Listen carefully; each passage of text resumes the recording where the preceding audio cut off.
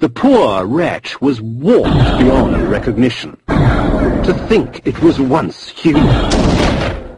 Such strange creatures that had been spawned by this dark magic, things half insect and half mammal, human torsos grafted onto abominations of the flesh.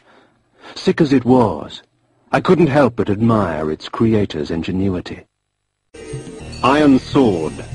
Forged by the Cerioli, the legendary weapon masters of Nosgoth, this blade will serve me well in life and beyond. They victors!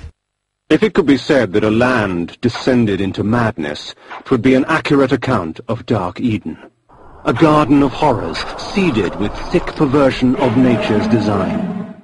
I knew that this Dark Eden I had trespassed upon would continue to grow until all of Nosgoth was consumed. Magic seethed and shifted. I watched the dome of energy as it expanded, absorbing and recreating, consuming life, and leaving behind only a twisted parody. I passed through the wall unharmed.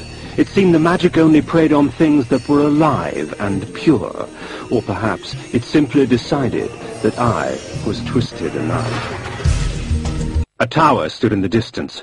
From its apex spewed the vortex of energy that shaped the lands below.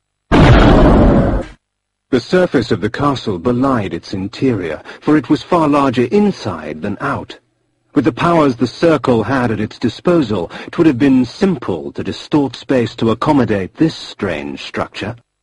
The sorcerer's sanctuary, his laboratory. Inside was all manner of items arcane, pickled bodies, dissected corpses, both man and beast, and metal construct that heaved arcs of energy into the air.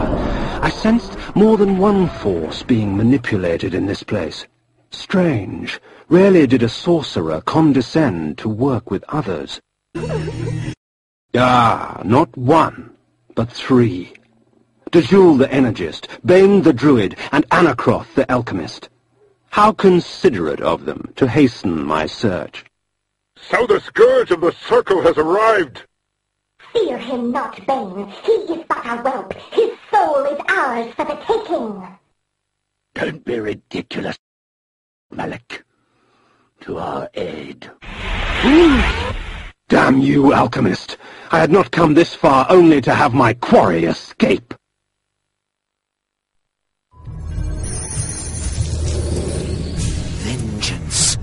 Vengeance for my eternity of suffering.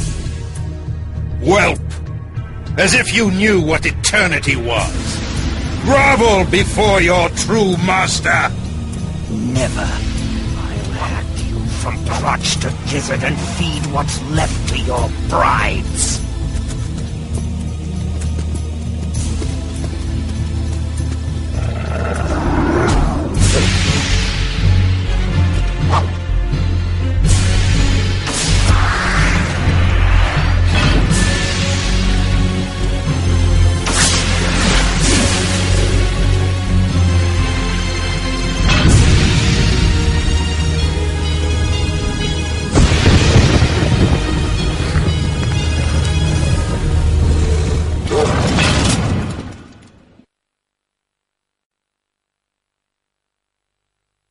As Vorador clashed against Malik, I gave pursuit to the fleeing wizards, Dejul and Bane.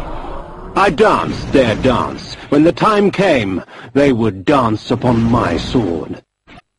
The antler headdress had broken in the fight, but power still resided in its ivory form.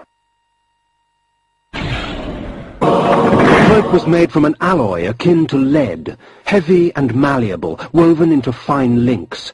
The energy she controlled was stored in this garment. I found Malik's helmet amongst the scattered remnants of his armor, whole and intact. Vorador had finally laid his old adversary to rest. Malik's helmet crowned with a plume of braided hair, torn from the scalps of his victims. The helmet of Malik I placed before the Pillar of Conflict. The pillar accepted its offering. Thus it was restored. The act had taken on the feel of ritual. Isn't it strange how we must bribe our gods to stay? At the foot of the energy pillar, I set the cloak of de Joul. The pillar accepted its offering. Thus it was restored. The antler headdress of the druid Bane I lay before the nature pillar. The pillar accepted its offering. Thus it was restored. You must seek Azimuth the Planer at the heart of Avernus. 3 instruments await you to aid you in your quest. But first you must rise, and you must fall, and find your salvation in between.